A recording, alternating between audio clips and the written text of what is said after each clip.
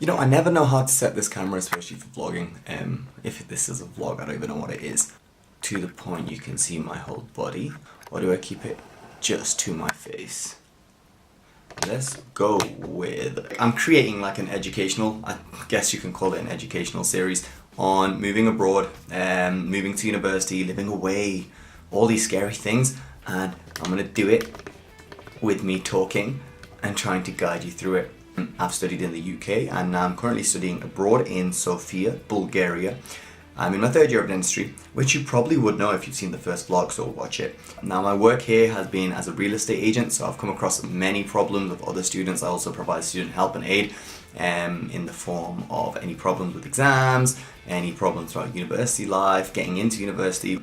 I don't know, I guess I've got a bit of experience. I'd like to share that with you guys. First topic of conversation, living with flatmates. There's a lot of things you need to take into consideration when moving in with new people. I've come across so many different types of experiences, and some have been quite funny, others not so much. I will try to address them the best way I can, and hopefully you can learn something from that. The first and foremost thing when you're deciding to live away or living with new people is that you have to take into consideration rent. Everyone has a different budget. Naturally, your financial situations vary. Find a way by which you can compromise and come to a conclusion that, hey, this is going to be our rent and this is the spare budget that we have perhaps for bills. Or just as an example, a one-bedroom apartment over here in Sofia is like 350 euros, maybe 400 euros, whereas a two-bedroom apartment is 500 euros at most, 600 euros. Okay, there are some more expensive ones, but you need not rent that because that's crazy. Discuss the budget, get to know what you actually are okay paying, and then take it from there.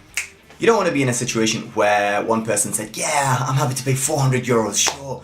And the other one's like, yeah, same. One of them signs the contract, the other one's there like, no, I can't afford 400 euros. Just be honest, guys. It's, you know, it's not a matter of, oh, I can pay more than you, haha. It's just a matter of knowing what you're capable of, in the sense that you want to be comfortable throughout the uni life. Like, there's so many expenses that get thrown your way. Don't waste all of that on your rent. Yeah, you've got better things to spend on. Food, women, education. Next. Oh, okay, so now we've discussed rent. We're gonna go on to what is important. So, you know, you've probably figured out that you're going to be living with new people. These are certain things that I feel like you need to establish between one another, and these are problems that I found quite common with students. Let's start off with food. You're living with flatmates, you know, you can either do a grocery shop together or you can just buy your own personal goodies. I personally think a grocery shop together is far more effective, but everyone has to be on board. I live with two other guys, so we've got this weekly thing where we'll order it online because we're lazy, we don't like to go out. We have a budget set each week. It's about 20 euros between the three of us. This is just like general groceries, eggs, bread, milk, a couple, maybe an ice cream, a couple snacks and stuff like that. So the other things that come into play, like for example, I'm now starting back in gym, which isn't evident, but you know, like I'm starting back in gym, so that comes with a lot of food that I need to consume, and a lot of food comes with a lot of money that I need to spend. We'll do our grocery shop together, but I will get my own stuff for my meal preps. That way they don't have to fill in the expenditure. I'll keep my own sort of compartment for all of my meal prepping goodies, and we'll eat dinner together, we'll cook that together. So we bought like meat for the household, and I bought meat for myself. Obviously when you move out and you're living on your ones, you're gonna have your own little snack columns or whatever it is. Do confirm with the other person if it's okay for you to pinch into their goodies, and just kind of be open about, hey man, I want this, I want that, blah blah blah. Don't just snoop around and take shit, because that's not okay. It's easier personally, I think, if you buy stuff together as opposed to keeping it all separate. One day one of the boys will pick up groceries. Just, you know, if we're running out of eggs, bread, you should just be aware of what's missing in the household. Go pick it up, and it's just expected that the other person will do the next set of grocery run if we're running short on supplies within the week, and at the end of the week we're going to do a final larger grocery shop. But the next one is, are you okay with opposite sex coming over? Yeah, like, do you put a sock on your door? Do you not? I don't know. It's something that you should discuss right from the get-go. If you're not comfortable with it, you can't just expect the other person to not bring friends over and not bring you know, their boyfriend or girlfriend over. You can't expect that. So it's something you should discuss at the start, and if you're not okay with it, do let them know. You should confine it to your own room or to your own little environment, not everywhere, not in their space as well, because a lot of the time in your flat it's shared space, you're paying equal rent, so do take that into consideration. Right, so a funny situation I've had, and this has actually happened a couple times. Students have called me and said, hey look, I'm in a bit of a predicament. This student's parent has decided to come live with us. They've already made the contract, they've lived together for a period of time, and all of a sudden a parent has said, yes, I'm coming now to live with you guys. Don't do that. Parents, if you're watching this, don't do that.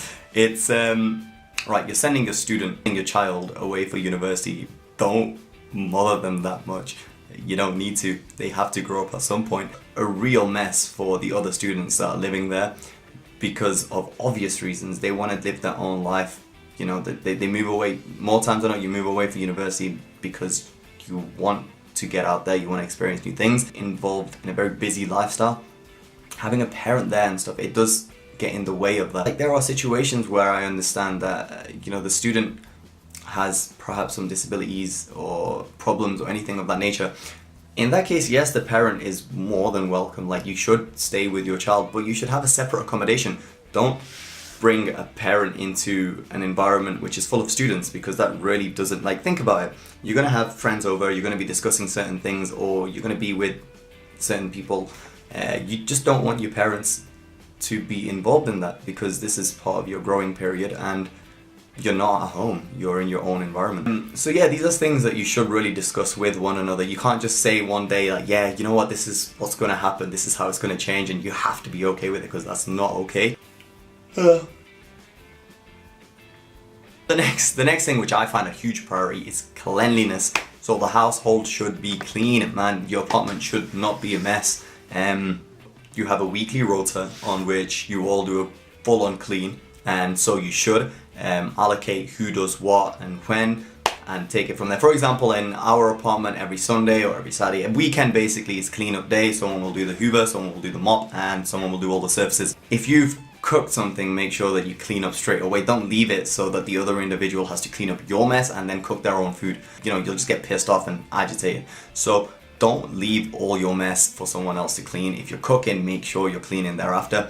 Like, I do meal preps now, so I'm gonna cook a lot in bulk and I'm just gonna store it in Tupperware in the fridge.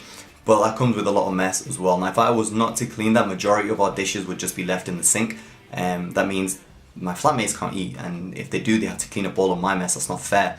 The kitchen, I think, is a big priority. Like, you know, so much smell comes from it, so much dirt comes from it.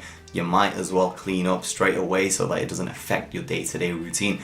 And a messy environment is really not somewhere you want to be studying, because it is just rank, man. Like, if you're looking to move away from home, you need to take upon that responsibility, and it's just simple stages of growing up that you clean up after yourself. And this also comes with, like, the living room, your bedroom. Do whatever you like, man. Like, no one else is going to come there, no one else is going to see. You can keep it how you do at home, it doesn't matter. The shared space you need to take care of, and you need to take responsibility for it. If your flatmate tells you to clean up, don't be a little sourpuss about it. Just do your shit, man.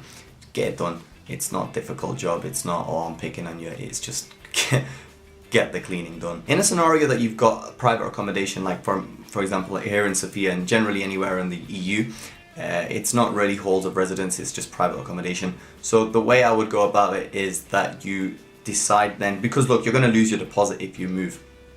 You need to figure out if that's worth losing. You have a year's contract generally. If you move out, then you lose that deposit. If your flatmate is a bit of a douche, then you need to really have a serious conversation with the person. I would say just stick it out the year as best as you can. Just have a serious conversation with that person. Get in touch with their mom or dad for all you can, man. Just let them know that this person is not okay. Conversation, say, look, man, this is not working. The way you're going about it, it's not cool. And for example, there's always other students in the same situation as you. Get in touch, speak to, like, there's always going to be a Facebook group in your university. Get in touch over there, say, look, this is what I need and this is the situation I'm in. If anyone's looking to move in with me, do let me know. That saves you a lot of time and money. In the scenario that no one wants to move in with you, just stick it out, because you're going to lose a lot more if you are to part ways. You're going to lose your deposit, you're going to have to put a new deposit down for a new place. I know it's difficult and it's not pleasant, just stick it out for the year. So just part ways, it's not going to work out at all. Yeah, I think I've covered a fair bit. I don't know, I talk for so long, I don't really know what I'm talking about. But with that being said, if you guys have any other questions, do comment down below, or you can message me directly at my Gmail. and I'll get to it as soon as possible. Don't forget to comment, like, subscribe, and share. So yeah, do that, guys. Been a pleasure. Ciao.